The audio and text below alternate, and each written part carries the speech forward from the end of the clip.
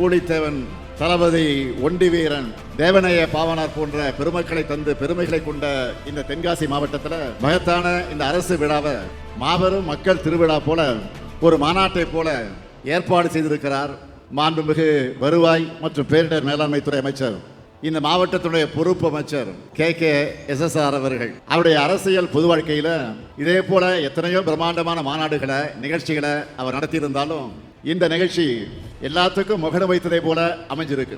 வருவாய்த்துறை அமைச்சரா அவருடைய மகத்தான சாதனை என்ன தெரியுமா? இதுவரைக்கும் இல்லாத அளவுக்கு இவருடைய பீரியட்ல தான் தமிழ்நாடு முழுவதும் இதுவரைக்கும் 10,26,743 பேருக்கு இலவச வீட்டு மனைப்பட்டா வழங்கியிருக்கிறோம். அதே போல 9 லட்சம் முதியோருக்கு புதுசா முதியோர் ஓய்வூதியம் வழங்கப்பட்டிருக்கு. வருவாய்த்துறை சார்பில் 17 விதமான சான்றிதழ்கள் வழங்கப்படுது.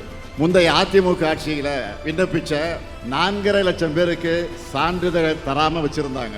அவங்க எல்லாருக்கும் சான்றிதழை வழங்கினது தான் இந்த சாத்தூராரின் சாதனையாகும். இப்படி தன்னுடைய அனுபவத்தாலும் அமைதியான செயல்களாலும் அரசுக்கு நற்சான்றிதழை பெற்று தந்திருக்கக்கூடிய மாண்புமிகு அமைச்சர் KKSSR ராமச்சந்திரன் அவர்களுக்கு என்னுடைய பாராட்டுக்கள், வாழ்த்துக்கள்.